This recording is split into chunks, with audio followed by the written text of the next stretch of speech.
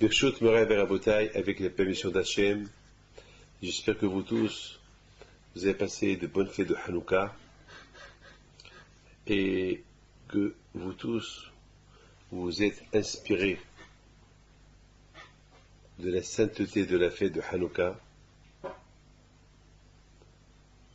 La fête de Hanouka, c'est aussi une fête de repos. Parce que les termes de Hanouka, c'est Hanou, c'est repos en hébreu. Hanou, c'est ils se sont reposés, ils sont arrêtés. Haka, c'est le chiffre 25. Ça veut dire ils se sont reposés le 25 qui se lève. De toutes ces guerres qu'ils avaient avec les Grecs et qu'ils les ont combattus et ils ont chassé de Jérusalem, alors ils se sont reposés de cette guerre-là. Alors la question se pose, pourquoi Hachamim, ils emploient le mot Hanou, ça veut dire reposer, que Hanou ça veut dire, et pourquoi on dit le mot reposer, ou bien ils ont comme, Hanou c'est du verbe aussi camper. C'est quoi camper? Camper c'est construire les tentes et on campe. Alors pourquoi on emploie ce terme-là de camper, Hanou? Parce que les Bénis Israël, lorsqu'ils ont fait la guerre contre les Grecs, ils n'étaient pas nombreux. Ils étaient une poignée d'hommes contre des milliers. C'est ça d'ailleurs le miracle. Quand on dit dans la prière, Masata Giburim Biad Halashim Ve Rabbim Biad Me'atim. Toi, Hachem, tu es super, tu es extraordinaire. Tu as donné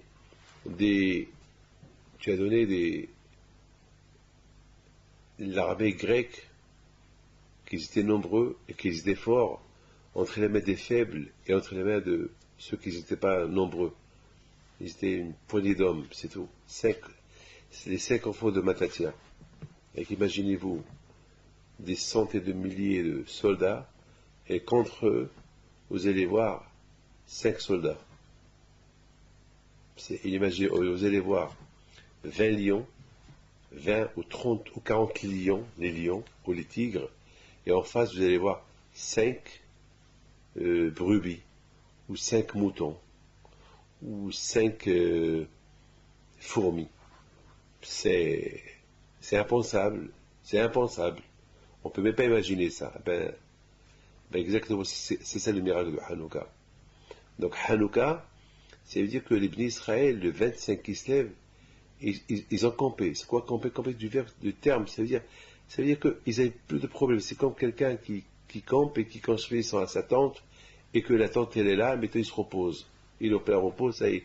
C'est comme quelqu'un qui vient du voyage, et qu'il est en plein voyage, et il faut camper, et tout de suite il prend la tente, il l'installe, et pour installer la tente ça prend un peu de temps, et après il installe tout l'équipement dans la tente, et voilà, tout est. Alors là il se détend dans la campe, il se repose.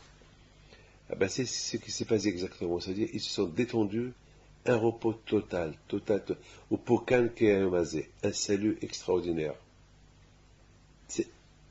C'est inimaginable.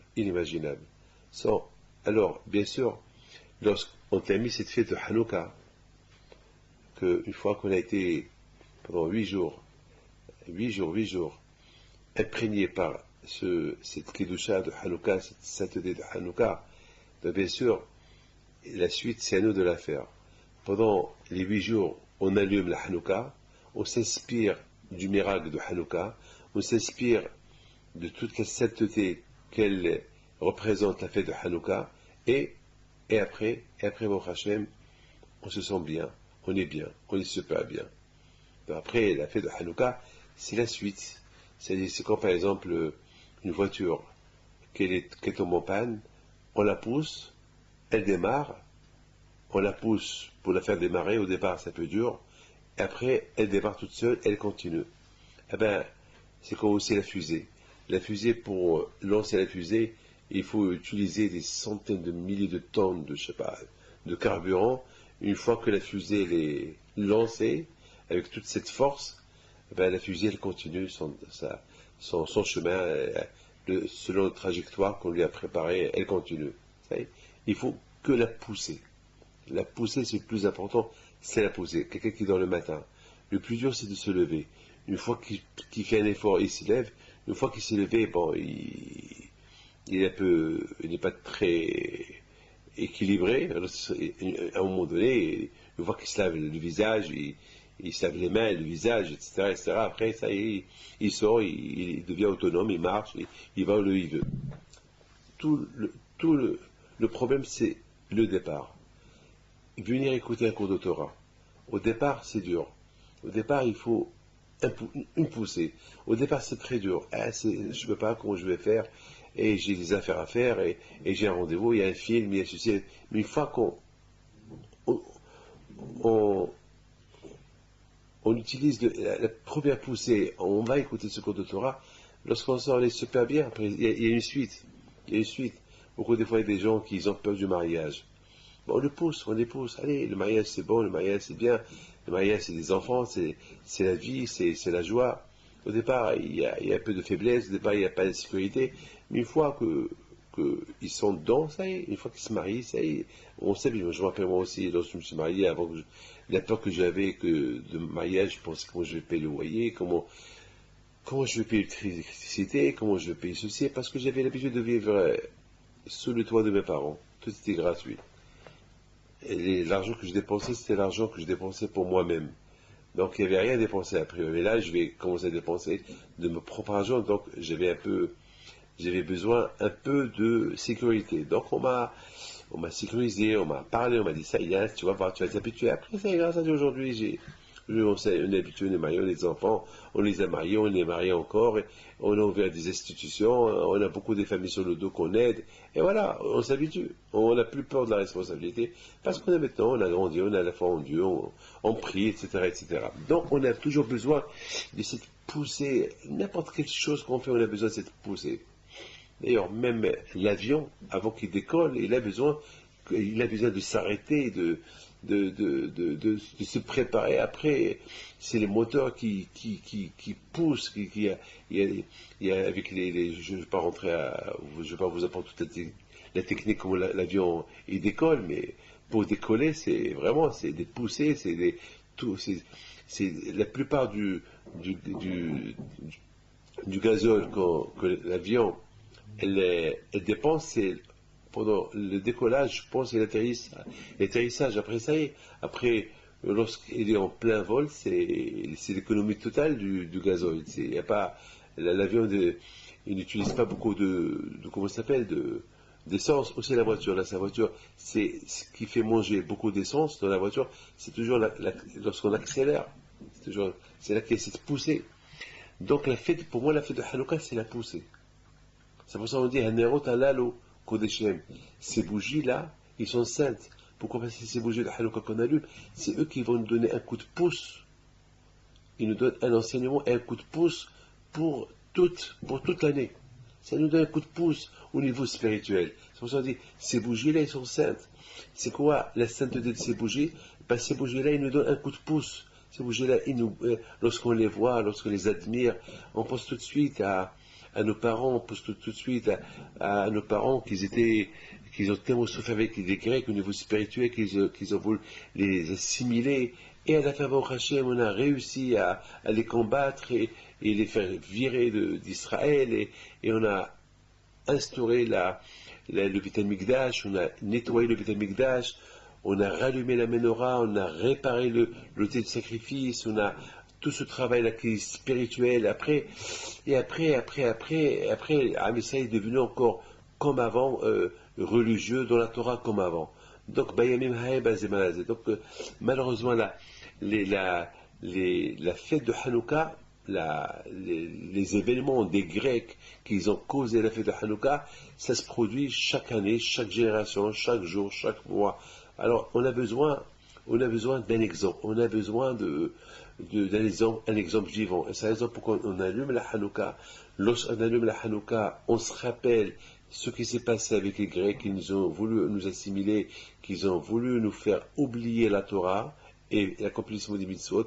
Ils nous ont interdit de faire Shabbat, ils nous ont interdit de faire la circoncision, ils nous ont interdit de manger le kasher, il fallait manger du non-kasher, ils nous ont interdit de faire Rosh Chodesh, ils nous ont interdit que les femmes ils vont au mikvé, et les femmes, avant, les femmes qui se mariaient, ils étaient violées par des Grecs, c'est vraiment, ils nous ont interdit de vivre dans la pudeur, ils nous ont interdit de fermer les portes de la maison, c'est-à-dire que chacun, donc les voleurs qui rentraient, qui volaient, c'est vraiment, ils nous ont vraiment, c'est inimaginable ce qu'on a souffert pendant quelques années avec les Grecs. Et bien sûr, ceux qui vivaient comme un Grec, eh ben, ils avaient le droit de fermer leur maison, ils avaient le droit de faire ce qu'ils veulent, ils vivaient normal. Mais ceux que le Grec il soupçonnait qu'ils n'étaient pas encore qu'ils n'ont pas encore pris les habitudes grecques, alors là, ils étaient toujours en danger. Et bon, Hachem, lorsqu'on allume la Hanouka, on pense à ce miracle-là. On pense comment nos parents étaient presque assimilés et que grâce à Dieu, ils sont retournés à la religion, ils sont retournés à la Torah. Donc, lorsqu'on allume cette Hanouka, on commémore ce qui s'est passé à nos parents et automatiquement, on se pose la question, et nous, dans quel état on est? Et nous, est-ce que nous, on n'est pas un peu assimilés? Est-ce que nous, on n'est pas un peu faibles dans la Torah? Et nous, est-ce qu'on n'est pas un peu faibles dans les mitzvot? Alors, nous, dans quel état on est? Alors, automatiquement, on fait une comparaison. Lorsqu'on allume la Hanouka, ça nous rappelle le passé, et on se fait une comparaison entre nous et eux. Et puis, ça nous donne à réfléchir, oui, peut-être, je suis à peu près comme mes parents qui étaient à l'époque des Grecs, et il faut que je m'arrange. Donc la Hanouka, c'est la poussée.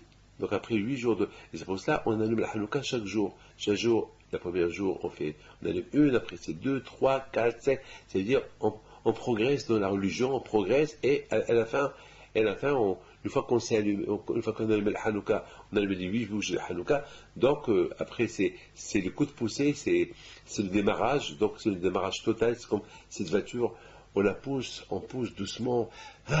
Des efforts, et après une fois, et ça y est, après elle démarre, elle va toute seule, c'est comme ça. La Hanouka nous rappelle le démarrage, on se démarre chaque jour, un peu d'effort, encore un peu plus d'effort, encore plus d'effort, jusqu'à que on s'allume, et puis hop, après on utilise la dernière poussée, il y a toute la force avec quoi on pousse la voiture, et après, la voiture, elle démarre toute seule, elle s'en va. C'est comme ça. La Torah, on se fait démarrer avec la Torah. Alors mes amis, c'est ça la fête de Hanouka. Mais mes amis, il y a une chose on va discuter aujourd'hui, parce qu'on est encore dans la fête de Hanouka. Pourquoi? Parce que même que Hanouka s'est terminé vendredi soir, mais j'aime toujours parler sur Hanouka une semaine après. Parce que, en général, toujours on parle de Hanouka une semaine avant Hanouka, on parle sur la fête de Hanouka pendant Hanouka, et après Hanouka encore, on continue à parler sur Hanouka. Pourquoi? Parce que c'est ce que je viens de dire. Pour Hanouka, c'est la poussée, et après Hanouka, on devient autonome, on est poussé, c'est mettons, on s'envole, mettons, on s'en va. C'est la raison pourquoi après Hanouka, toujours, je pars sur après Hanouka. Mais mettons, je voudrais faire une comparaison entre la fête de Hanouka et l'histoire de Yosef, parce qu'on est dans l'histoire de Yosef. La paracha de cette semaine, elle nous parle de la rencontre de Yosef et ses frères, et lorsque Yosef s'est dévoilé à ses frères. La paracha de cette semaine, elle nous parle comment Yosef s'est dévoilé à ses frères. Alors maintenant, il faut savoir que j'ai vu dans des livres qui disent que il y a un lien entre Hanouka et Yosef. Il y a un lien entre Hanouka, entre Yosef et ses frères. Alors, c'est où le lien? C'est extraordinaire, hein, c'est extraordinaire. Alors, j'ai trouvé dans ce petit livre, dans ce petit fascicule-là, qui rapporte ce que le Admor Vitzantz il dit. Écoutez bien.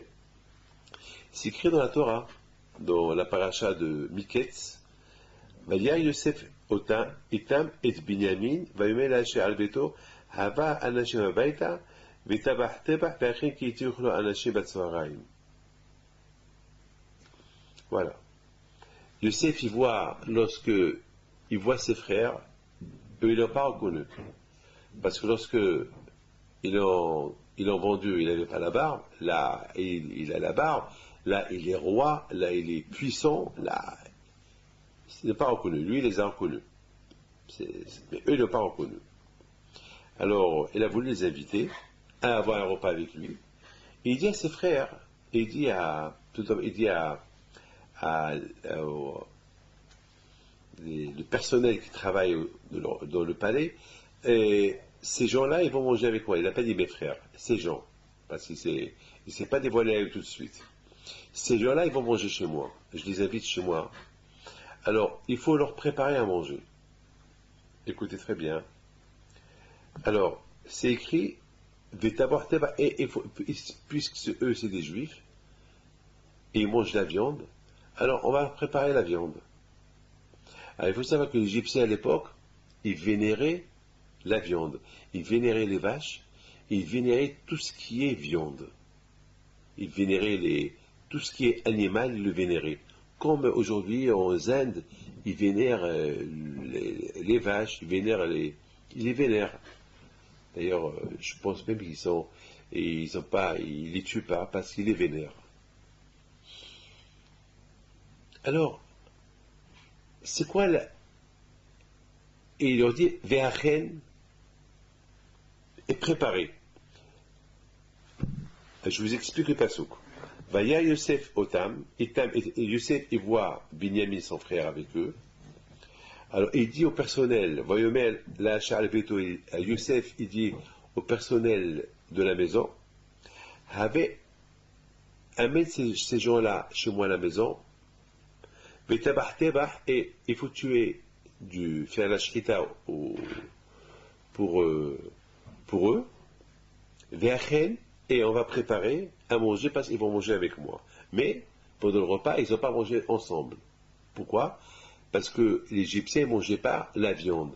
Donc, Youssef, il a mangé seul, parce que Youssef, il n'a pas mangé avec eux. Eux, ils ont mangé seuls. Ils ont mangé comment ça s'appelle, la viande, parce que c'est des Juifs. Et bien sûr, Youssef et ceux qui étaient avec lui, parce que aux yeux de ses frères, le roi Youssef, c'était un Égyptien. Donc, un Égyptien, il ne peut pas manger la viande. Donc, il n'a pas mangé la viande. Maintenant, le Admo Mitzal s'y pose une question. Il dit, mais je ne comprends pas. Mais en Égypte, personne ne mangeait la viande. Personne ne mangeait la viande. Parce que la viande était interdite. Alors, comment Youssef, il a risqué sa vie? Quand même, c'est un risque de prendre des vaches et les tuer. Personne n'a fait ça auparavant. Et comme par exemple, nous, les Juifs qu'on habite en France, on respecte les religions. Par exemple, vous imaginez que on va prendre quelque chose que, par exemple, je sais pas moi, s'il y a une religion, par exemple, les bouddhistes, par exemple, est-ce qu'on peut s'imaginer profaner leur religion, ou profaner la religion catholique, ou profaner la religion musulmane? On n'a pas le droit. Et c'est un respect. Les musulmans, ils vivent comme ils doivent vivre. Nous, les juifs, on vit comme on doit vivre. Les catholiques, ils vivent comme ils doivent vivre. Les bouddhistes, ils vivent comme ils doivent vivre. On n'a pas le droit de manquer le respect à d'autres religions. Il faut respecter.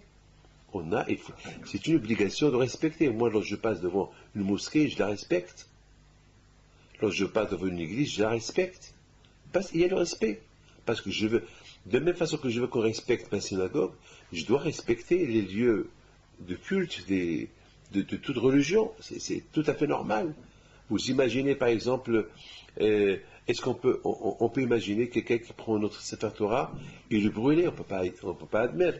Alors comment voulez-vous alors moi aussi, non seulement je ne peux pas admettre qu'on fait pareil à d'autres religions, mais surtout, je vais m'énerver si j'entends quelqu'un qui montre que le respect à une autre religion. On n'a pas le droit. C'est le respect total. Chacun, il croit en ce qu'il croit, chacun respecte sa religion, et on n'a pas le droit de manquer de respect à une autre religion. Alors maintenant, imaginez-vous, en Égypte, tout le monde savait qu'en Égypte, ils vénéraient les vaches. Par exemple, la vache à l'époque, il y a quelques milliers d'années, je parle il y a quelques milliers d'années, il y a 5000 ans ou 4500 ans, et la vache, les animaux, ils étaient comme des dieux chez eux. Ils les vénéraient comme des dieux. Alors on ne peut pas imaginer l'Égyptien qui vénère les vaches, les animaux, les brebis, les moutons, comme des dieux, et il va venir Youssef, lui qui se comportait comme un Égyptien, parce que lui aussi, personne ne savait qu'il était juif. Et qu'est-ce qu'il fait? Il donne l'ordre aux responsables de la maison, prenez des vaches et égorgez-les. Mais c'est risqué, mais c'est de la folie. Comment il a fait une chose pareille? C'est pas possible. Il aurait dû pas le faire. Et comment il a pu le faire? Comment il a pu le faire? Ça, c'est une question qui pose le Admour Mitzantz, alav shalom. Donc, il faut savoir une chose, que dans la Torah, il y a un signe de Hanouka dans la Torah. Parce que c'est écrit, Youssef dit aux responsables de sa maison, qu'ils étaient ses enfants, c'était eux les Shuhatim, Vetabach tebach ve'achen. Le mot ve'achen, si on prend le het, vetabach, il y a un het, et ve'achen, et prépare, si on prend le het, on le met dans le mot ve'achen, c'est Hanouka. C'est Hanouka. Si vous allez le livre de Miketz, regardez, Hanouka c'est het, Hanouka c'est het, nun, kaf, vav, he. C'est ça les 5 lettres. Ve'achen, c'est les mêmes lettres de vav, he, chaf, nun, et le het, il est dans vetebah. Le het, on le prend de vetebah, on le met dans ve'achen, tu as là-bas le mot Hanouka. Hanouka, c'est-à-dire, voilà, Hanouka. Alors la question se pose, quel rapport Hanouka avec ce que Youssef dit à son fils, va préparer à manger à mes invités. C'est quoi? Qu'est-ce qu'il veut nous dire par là? Voilà, c'est ça la question qu'on se pose. Ça va. Il y a un signe de Hanouka dans cette paracha. D'accord, mais Hanouka, elle représente quelque chose. Mais ce signe de Hanouka dans l'histoire de Youssef et ses frères, elle représente quoi? Elle représente quoi? Je sais que la fête de Hanouka, elle représente quelque chose, d'accord. Mais le signe de Hanouka qui est écrit dans la paracha et dans l'histoire de Youssef et ses frères, ça représente quoi? Ça représente quoi? Alors je pensais, mes amis, une chose. Écoutez bien ce que je vais vous dire. Écoutez bien ce que je vais vous dire. Mais avant que je réponde à ces questions-là, on va essayer de comprendre des choses extraordinaires. Maintenant, et à partir de cette semaine d'ailleurs, on nous parle à la rencontre de Youssef et ses frères. Youssef, il se dévoile à ses frères. Et il leur dit, Annie Youssef, c'est moi Youssef. Et il leur montre la Brit Mila, pour leur prouver qu'il est circoncis. Et pour leur prouver aussi qu'il n'a pas fait des bêtises avec sa Brit Mila. Il n'a pas été avec des goyotes, il n'a pas été avec ceci et cela. Parce que l'Égypte, à l'époque, c'était un pays de débauche. C'est pas possible que en Égypte, il y avait, je parle l'Égypte de l'époque, je ne parle pas de l'Égypte de maintenant qui sont sérieux. Je parle de l'Égypte de l'époque qui étaient idolâtres. À l'époque des pharaons. À l'époque des pharaons, voilà. À l'époque des pharaons, donc là-bas, l'Égypte, c'est connu que l'Égypte, c'était un pays très, c'était la débauche. Donc c'était pas, chacun il faisait ce qu'il veut. Donc c'est pas possible que Youssef, qui habite en Égypte pendant 22 ans, il est resté un bon juif. C'est impossible. Donc il leur a prouvé qu'il était tzaddik. C'est pour ça qu'on dit Youssef ha-tzaddik. Pourquoi on a donné le titre de Youssef ha-tzaddik? Parce que Youssef était un grand tzaddik. Parce que Youssef, à qui on appelle tzaddik, celui qui ne fait pas des averot, celui qui ne fait pas la débauche, celui le tzaddik. Donc Youssef, c'est un tzaddik. Youssef est un grand tzaddik. Donc maintenant, il leur a montré qu'il était tzaddik. Et on sait très bien que pour être tzaddik, c'est pas, ne croyez pas que c'est facile d'être tzaddik. C'est très dur d'être tzaddik. Très dur. Donc, c'est pas facile. C'est pour ça qu'on dit les tzaddikim. C'est quoi un tzaddik? C'est un tzaddik, ceux qui se privent, ceux qui se privent de toutes les choses mauvaises. Il se prive, il fait que du bien. C'est ça un tzaddik, un homme droit. Tzaddik, c'est le verbe tzedek. Tzedek, c'est un jugement. Un tzaddik, toujours, il suit les jugements de Dieu. Il accepte sur lui tous les jugements de la création. Il accepte sur lui tout. C'est ça le tzaddik. Donc maintenant, mes amis, cette rencontre-là de Youssef et ses frères, c'était une rencontre extraordinaire. Et grâce à cette rencontre-là, il s'est passé quelque chose. Ils ont vu ses frères, comment Youssef, il ne s'est pas assimilé. Il est resté tzaddik en Égypte. Et lorsque son père, il a entendu que Youssef il est vivant, c'est écrit Vatahir Roi Yaakov. Youssef, ouf, il a revu. Parce qu'il a entendu que Youssef, il est tzaddik. Il a entendu que Youssef, c'est pas parce qu'il est roi, c'est parce qu'il est tzaddik, il s'en fout, Yaakov, que son fils il est roi. Et alors, le pouvoir, c'est pas important le pouvoir. Le pouvoir, c'est lorsque tu as le tzara dans tes mains. C'est ça le pouvoir. Le pouvoir, c'est lorsque tu peux maîtriser le mauvais penchant entre tes mains. Le pouvoir, c'est que au lieu que tu voles, tu ne voles pas. Au lieu que tu tues pas. C'est ça le pouvoir. Le pouvoir pour maîtriser le mal. C'est ça le pouvoir. Le pouvoir pour dire je suis riche, avec ma richesse j'achète le pouvoir, avec ma richesse je fais ce que je veux. C'est pas un pouvoir, c'est de la chance. Ça c'est de la chance. Il y a une différence entre un roi qui est roi et un roi qui s'appelle le roi qui domine le mauvais penchant. Voilà. Un roi, c'est la puissance. Un roi, il a une puissance, il a acquis une puissance, ce qu'il dit, il le fait. Ce qu'il dit, on le fait. Il a le pouvoir. Mais n'importe quel homme, c'est pas n'importe quel homme qui peut être roi. C'est pas n'importe quel homme. Mais n'importe quel homme, il peut être roi, il peut avoir le pouvoir pour gouverner le mal. Ça, oui. Parce que le mal, c'est un pouvoir aussi, le mal. Et lorsque tu arrives à maîtriser le mal par ton pouvoir, c'est ça aussi le roi. C'est ça aussi un roi. Et Zogibor a Koveshititso. Ce qui est le fort, c'est pas celui qui a la musculation. Ce qui est fort, c'est celui qui maîtrise son mauvais penchant. Celui qui maîtrise le mal. Celui qui, au lieu de faire le mal, il ne le fait pas. Au lieu de critiquer quelqu'un, il ne critique pas. Au lieu de se bagarrer avec son mari, ou la femme qui ou le mari qui se bagarre avec sa femme, il laisse passer. Il éteint sa colère. C'est ça le pouvoir. Donc je dis, je peux. Je peux, c'est le pouvoir. Je peux le faire. Je peux. C'est ça le pouvoir. Mais lorsque tu as ton pouvoir par rapport à l'argent, donc c'est l'argent le pouvoir. C'est pas toi le pouvoir, c'est l'argent le pouvoir. Mais toi, tu sais faire quoi? C'est ça le. Et Zogibor à Koveshitsu. C'est que le fort, c'est pas la musculation. C'est lorsque tu arrives à maîtriser le mal. Donc, Yaakov Abinu, lorsqu'il a entendu que Youssef est tzaddik, et qu'il n'a pas trébuché, et qu'il est vraiment, même après 22 ans qu'il n'était pas chez lui, et il restait toujours le même, Yaakov Abinu, il a revu. Et c'est ça ce qu'il lui a dit ses enfants. On a vu Youssef, on l'a vu, c'est pas qu'on nous a raconté sur lui, on l'a vu, il est tzaddik, il est circoncis, il n'a pas trébuché avec sa Brit Mila, il fait Shabbat, il fait Nida, il met Tfilin, même ses enfants qui sont nés en Égypte, ils sont tzaddikim. Alors, si Yaakov il a entendu ça, il était super content. Ah, mais écoutez bien, maintenant, je vais faire maintenant un puzzle, un ensemble de tout cela. Écoutez très bien. Écoutez très bien. Mais avant que je vous raconte, avant que je vous donne mes réponses à tout ce que je viens de vous dire, je vais vous raconter une petite histoire.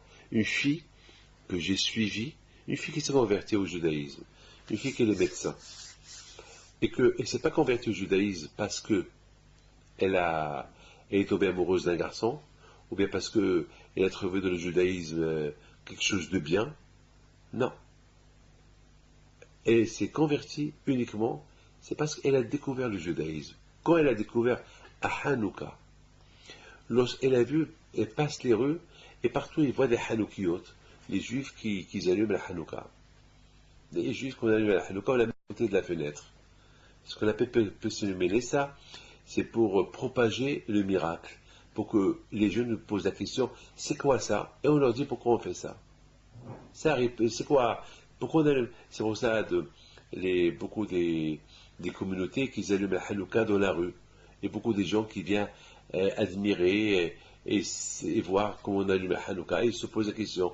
Et on leur répond. On répond, Hanouka nous rappelle le passé. Hanouka, il nous rappelle le passé. Et le passé, il y a eu les Grecs qui ont voulu nous faire assimiler. C'est quoi assimiler? Nous faire oublier la Torah. Et automatiquement, lorsqu'on oublie la Torah, on ne devient rien du tout. Ça veut dire on est des juifs sans juifs. et après, même le juif, on risque de le perdre. Voilà, même le judaïsme, on le perd. Parce que c'est les mitzvot qu'on fait qui nous rappellent qu'on est juif. Parce que si on ne fait pas les mitzvot, si on ne fait pas les mitzvot, eh ben, au fur et à mesure qu'on ne fait pas les mitzvot, ça va s'oublier. On va oublier ces mitzvot-là. Donc, le lien qui nous ramène entre nous et le judaïsme, c'est les mitzvot qu'on fait. Prenez une voiture. S'il n'y a pas le nom, la marque de la voiture, on ne saura pas. C'est le nom qui fait de la voiture sa marque. Mais si quelqu'un qui sait, qui connaît la marque, qui connaît la voiture sans qu'il voit la marque, parce qu'il connaît comme une Rolls-Royce, on sait, même si c'est pas écrit Rolls-Royce, on connaît l'image du Rolls-Royce. Mais quelqu'un qui n'a jamais vu la Rolls-Royce de sa vie, s'il ne voit pas le nom Rolls-Royce, il ne saura pas que c'est Rolls-Royce. Et cette Rolls-Royce-là, au fur et à mesure qu'elle va vieillir, elle va même faire perdre sa forme, et après, c'est fini. Après, elle va passer à la casse. On va la jeter. Mais s'il reste toujours la marque Rolls-Royce, même si elle se déforme, il y a toujours la marque Rolls-Royce, RR. On sait que c'est Rolls-Royce. C'est ça le juif. Même si le juif, il oublie tout. Le fait qu'il a le Brit Mila, le fait que, même s'il ne fait rien du tout, cette Brit Mila, un jour, il va le réveiller, qu'il est juif. Il est juif, parce qu'il a fait la Brit Mila. Même s'il fait qu'une mitzvah. Mais si on ne fait aucune mitzvah, alors la marque juive, on la perd, plus de mitzvot, plus il n'y a plus rien, et après, même si, après, ça y est, on ne sait même pas qui on est. Et après, c'est fini. C'est ce que les Grecs, ils ont voulu faire du juif. C'est tout. Et on répond, mais Baruch Hashem, on a combattu pour garder notre identité, pour garder notre marque, et on s'est rattrapé, on s'est rattaché avec les mitzvot vis-à-vis de Hakadosh Baruch Hu. C'est ça la réponse. C'est ce qu'on répond aux gens. Donc la Hanouka, c'est ça. Et surtout maintenant qu'on est en exil, c'est plus facile d'être en exil, de tout perdre. De perdre l'identité, de perdre tout, de tout perdre. Mais grâce à Dieu, même en exil, même lorsqu'on était au Maroc, en Algérie, en Tunisie, en Russie, au Pakistan, en France, en Europe, en Amérique, en Australie, là où on est, bon Hachem, grâce à Dieu, on fait les mitzvot, grâce à Dieu, on n'est pas dérangé par nos voisins, ils nous laissent faire ce qu'on veut, bon Hachem, voilà, on est là, bon Hachem, il n'y a pas mieux que notre époque. À notre époque, même là, c'est pas la peine de vous le dire, bon Hachem, là où on peut faire la religion, si on veut. On est au Maroc, on l'a fait. On est respecté, Baruch Hashem. Là où tu vas, on te respecte. Là où vous êtes en Amérique, là où vous êtes, est-ce qu'on a vu une ville ou un pays, on va te dire, non, monsieur, tu n'as pas le droit de faire ta religion. C'est pas vrai. Même en Iran, aujourd'hui, les Juifs en Iran, ils vont à la synagogue, ils respectent leur religion et personne ne les dérange. Personne ne les dérange. On n'a pas entendu un pays aujourd'hui, surtout à notre époque, qu'on interdit quelqu'un de ne pas faire sa religion. Au contraire, aujourd'hui, on peut. Le problème, c'est lorsque on ne veut pas, alors automatiquement, si tu ne veux pas, on ne t'a pas obligé. Donc automatiquement, tu cherches l'assimilation. Puisque tu cherches l'assimilation, donc c'est ta faute. C'est pas de la faute de la France, c'est pas de la faute d'Amérique, c'est ta faute à toi. Parce que là-bas, on t'a pas interdit de faire la religion. Donc c'est ta faute à toi. Donc mes amis, maintenant on comprend très bien, maintenant je vais arriver maintenant à mes questions. Mes questions étaient, c'est quoi le lien Hanouka et la paracha de cette semaine? Primo. Comment Yosef il a risqué sa vie lorsqu'il a tué les bêtes devant l'Égyptien? Et bien sûr, et on va essayer de comprendre cela. Qu'est-ce qui s'est passé exactement? Ah mes amis, il faut savoir une chose.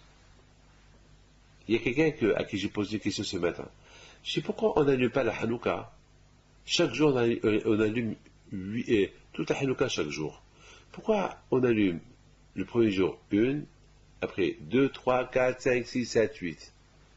Pourquoi, puisque le miracle de Hanouka s'est passé, qu'ils ont trouvé une petite fiole, et cette fiole elle est restée allumée 8 jours, alors pourquoi on n'allume pas chaque jour 8 fois?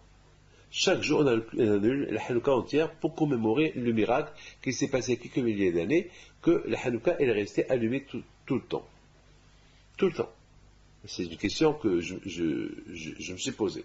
Pourquoi on n'allume pas le Hanouka 1, 2, 3, 4, 5, 6, 7, 8, chaque jour 8 fois. Mais pourquoi on allume chaque jour en progression? Premier jour, une bougie, après 2, 3, 4, 5, 6, 7, 8. Pourquoi? C'est une question que j'ai posée ce matin. Mes amis, j'ai pas oublié de continuer l'histoire que tout à l'heure j'ai commencé. Donc on a 3 questions qu'on va répondre tout à l'heure. Mais maintenant, cette femme-là, elle vient chez moi, elle s'est convertie parce qu'elle a écouté l'histoire de Hanouka. Et je l'ai suivie. Et cette femme-là, Baruch Hashem, elle s'est convertie, elle est venue me voir hier, elle me dit, Rabbi David, vous ne pouvez pas imaginer, c'est ma première année d'allumer la Hanouka autant que juif. Super. Elle est très heureuse, mais elle n'a pas eu m'annonce une mauvaise nouvelle. Il y a 2 semaines, elle a attrapé une grave maladie, très très grave. Et lorsqu'elle a attrapé la maladie il y a quelques semaines, la peur qu'elle avait, c'est pas de mourir, c'est pas la maladie, c'est pas le traitement qu'ils lui ont dit de faire, un traitement de chimio, un grave traitement. Mais elle avait peur d'être malade et de ne pas pouvoir allumer la Hanouka. Cette Hanouka qui l'a rendue juive. J'ai presque pleuré hier. Je me suis dit, Hachem, il faut lui envoyer la fois chez les mains. Et surtout après me dire, Rabbi David, ne voudra que je me marie. Pour que je construise une famille. Pour que j'ai des enfants. Je dis, Hachem, il faut que tu envoies la fois à cette femme, parce que cette femme, vraiment, elle nous donne envie de faire le judaïsme. Cette femme qui n'était pas juive, et que c'est la Hanouka, l'allumage et l'histoire de Hanouka, elle est rendue juive, alors Hachem, il faut lui envoyer la foi, il faut qu'elle guérisse, pour qu'elle ait des enfants, pour qu'elle enseigne à ses enfants, qu'elle dise à ses enfants, vous avez mes enfants. La Hanouka, c'est nous rappeler de ne pas s'assimiler. Et moi, la Hanouka, c'est elle qui m'a rapproché au judaïsme. Alors, si moi, elle m'a rapproché au judaïsme, que je suis devenu juif, par rapport à la Hanouka, alors combien le juif qui est déjà juif, combien il doit faire pour ne pas tomber pour ne pas, Hasu Shalom, mettre la religion de côté. Mais quand même, avec le respect de toute religion qui sont à côté de lui. Qui vit sa religion, sans manquer le respect aux autres. Puisque lui, il est né juif, au moins qu'il respecte la sienne. C'est important. Alors, Rabotai, nous avons 3 questions qu'on va aller répondre avec les Hachem. On va essayer maintenant de répondre à nos 3 questions qu'on a posées. On a posé la question, pourquoi on n'allume pas 8 bougies? Pourquoi on allume une par une? On a posé une autre question, quel est le lien entre Hanouka et Youssef et ses frères? D'accord? Et on a posé une autre question, comment Youssef, il n'a pas eu peur de faire la shahita à ce bétail qui était interdit en Égypte?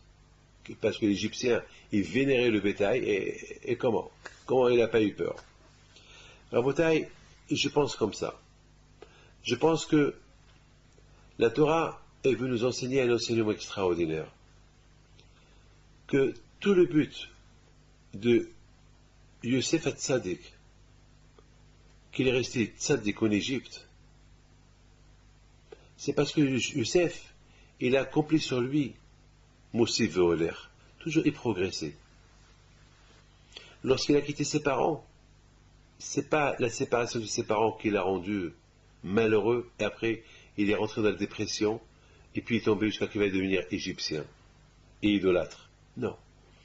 Même lorsqu'il a été chassé de sa maison, vendu par ses frères, esclave pendant 10 ans, Youssef, il a continué à progresser dans le judaïsme, dans la Torah. Il n'a pas accusé ses frères, il n'a pas perdu le temps en accusant. Beaucoup de fois on perd le temps, j'accuse. Non. Il a accepté les choses qui viennent de Dieu. Il a dit, c'est Dieu qui a voulu qu'il m'arrive ça. C'est tout. Il a accepté sur lui la Gezerah, et c'est ça qui l'a aidé à se maintenir. Et je pense, c'est ça la connexion entre Youssef et Hanouka. Hanouka, qu'est-ce qui s'est passé avec les Grecs lorsqu'ils sont entrés en Israël? Les Juifs, ils ont commencé à suivre les tactiques et le chemin des Grecs. Et puis ils ont commencé à s'éteindre au niveau spirituel. Petit à petit, jusqu'à ce qu'ils sont devenus presque tous grecs. Et après, elle a fallu quoi? Lorsqu'on a les Hashmonaïm, ils ont voulu instaurer la Torah en Israël, donc ils ont commencé à les éduquer petit à petit, comme la Hanouka qu'on allume de jour en jour. Et c'est ça. Et c'est ça, mes amis. Les Grecs, lorsqu'ils sont rentrés en Israël, ils n'ont pas rendu les Juifs grecs d'un seul coup, ils sont partis avec eux petit à petit. Vous savez, moi, David Pinto, on ne peut pas m'assimiler tout de suite, mais si je suis tenté d'être assimilé, donc je peux aller petit à petit. Donc, chaque fois, je vois une chose et je l'applique sur moi. Après, je vois une autre chose. D'un seul coup, je vais commencer à être rachat. Non, mais peut-être, si je ne fais pas attention, je peux tomber de mon niveau spirituel d'une minute à l'autre.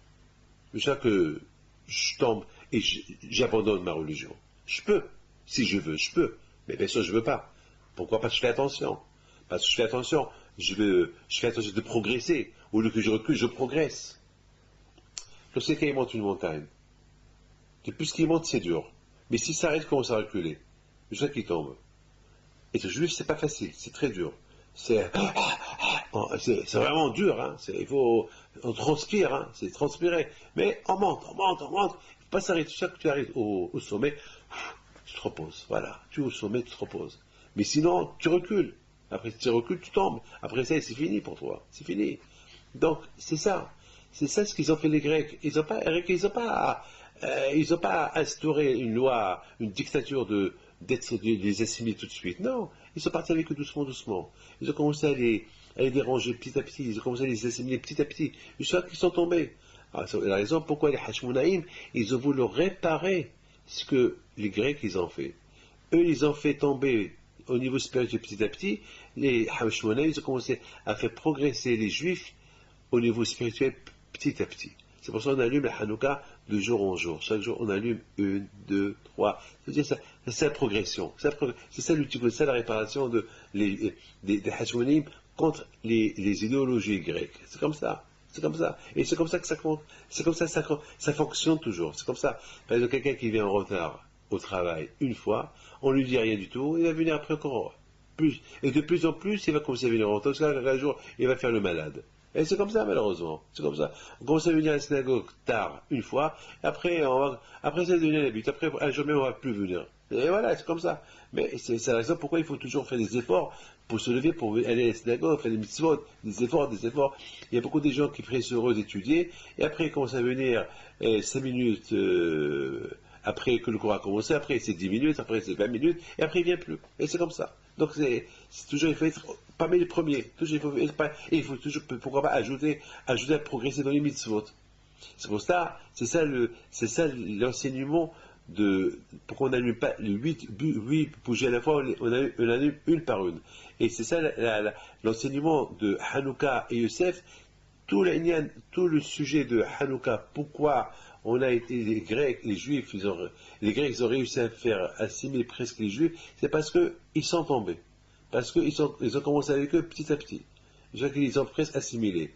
De l'autre côté, on voit Yosef Hatzadik, pourquoi il n'est pas tombé dans le piège d'assimilation en Égypte? C'est parce qu'il a pris avec lui la Torah de l'Égypte, d'Israël, pardon, de chez son père, et même en Égypte, il a étudié. Il n'a pas perdu le temps, dire, mettons, je suis esclave, j'ai pas le temps d'étudier. Non, même là-bas. Et parce qu'il a continué là-bas aussi, donc il est devenu un grand tzaddik là-bas. Non seulement il est devenu un tzaddik, mais il a eu 2 enfants qui étaient tzaddikim, qui sont devenus des shvatim.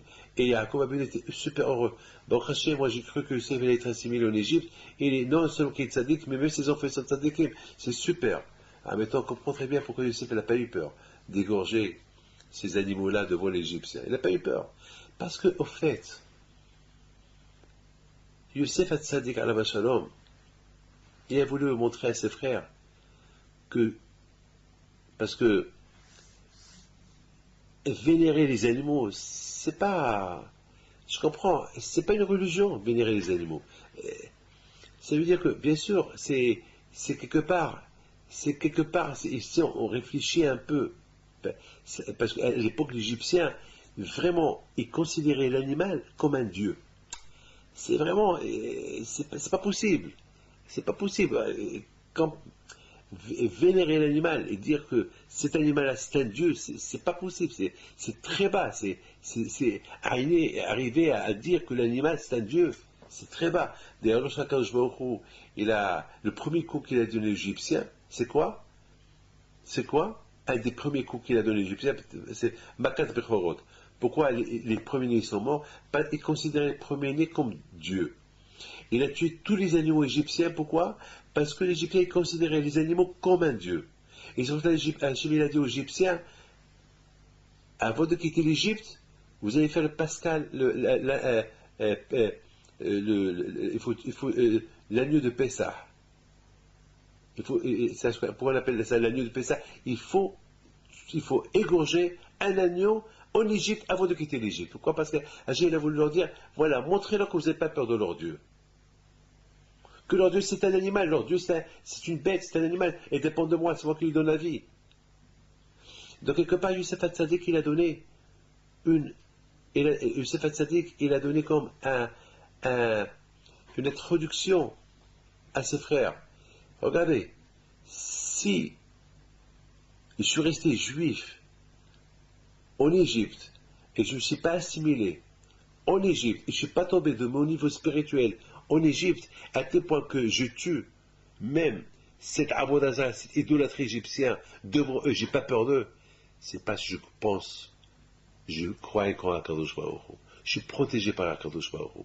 Donc un enseignement pour vous, si jamais un jour vous allez venir s'installer ici, en Égypte, parce que Hachem il a dit à Abraham Abino que ses descendants, ils allaient être des esclaves en Égypte, alors il ne faut pas avoir peur de l'assimilation, il ne faut pas avoir peur de rien du tout. Même si vous pouvez apporter vos bêtes et les égorger et les manger, il ne faut pas vous toucher.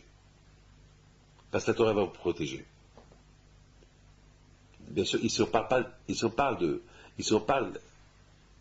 d'une idolâtrie égyptienne qu'elle avait rien à voir avec des religions, parce que là, ils ont rendu l'animal Dieu. Ils ont rendu l'animal complètement Dieu. Qu'on dit dans la Torah, Asabaim Shefatim, Asabé Elohim, lorsqu'ils s'est vengé des Égyptiens de l'époque, ils s'est vengé aussi de leur Dieu. Leur Dieu de l'époque, c'était qui? C'est les animaux. Encore je répète, je parle de l'Égypte il y a 5000 ans, qu'ils étaient idolâtres. Pas de l'Égypte actuelle, qui ont une religion respectée, qui croit en un seul Dieu, qui est le bon Dieu Akadosh Baruch Hu, qui est le nôtre aussi. Ici, là, je parle de l'ancienne Égypte. D'ailleurs, vous savez très bien que les Juifs qui habitent en Égypte, toujours, ils n'avaient pas peur de parler de l'Égypte. Alors, ils habitent en Égypte, ils parlent du coup que Dieu a porté à l'Égypte. Pourquoi alors, on n'a pas vu que les Juifs en Égypte, comme Harambam, ils avaient des problèmes en Égypte, parce que les Égyptiens eux-mêmes, ils savent que les Juifs, ils parlent de l'Égypte de l'époque, que lorsqu'ils étaient idolâtres. Comme malheureusement presque la majorité du monde de l'époque, ils étaient tous idolâtries. C'est après que la religion juive est venue, qui croient en un seul Dieu, et après d'autres religions ils sont venus après, plus tard, qui croient qu'il n'y a que Akadosh Baruch Hu. Mais c'est ça la bataille. Youssef Hatzadik il a voulu donner deux enseignements à ses frères. Primo, regardez, même en Égypte, je suis resté juif. Et non seulement je suis resté juif, je donne l'ordre à tuer, à égorger les animaux qui sont les dieux égyptiens. Pourquoi? J'ai pas peur, parce que la Torah me protège. Un message pour vous aussi. Si vous laissez ça des gens en Égypte, n'ayez pas peur. Quand? N'ayez pas peur. Si vous faites comme moi. Moi aussi, il faut lire. Il faut toujours progresser dans la religion. Lorsqu'on progresse dans la religion, on n'a rien à craindre. Mes amis, je vous bénis à vous tous, que le bon Dieu vous protège, et que Hachem vous donne la santé et bracha vetzlah. Et que Dieu vous donne une longue vie, Keneratson, et Bisrot Rabbi Pito soit avec vous. Amen. Amen. Amen.